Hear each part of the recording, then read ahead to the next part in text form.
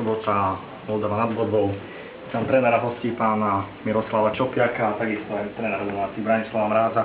Ja skôr by som poprosil trénera hostí, aby to odmetil zápas, nech sa páči. Tak chceme každé utkanie samozrejme vyhrať, no ale to, co sme předvedli v prvním poločase, s tím asi do vyhrání moc není. No, v druhém poločase se to trošku zlepšilo, už jsme se dostávali před branku soupeře a vytvořili jsme si tam pár takových možností, že kdyby se to líp zakončilo, že jsme mohli vyhrát, no ale tak to bylo utkání bez šanci, takže asi je spravedlivá remíza.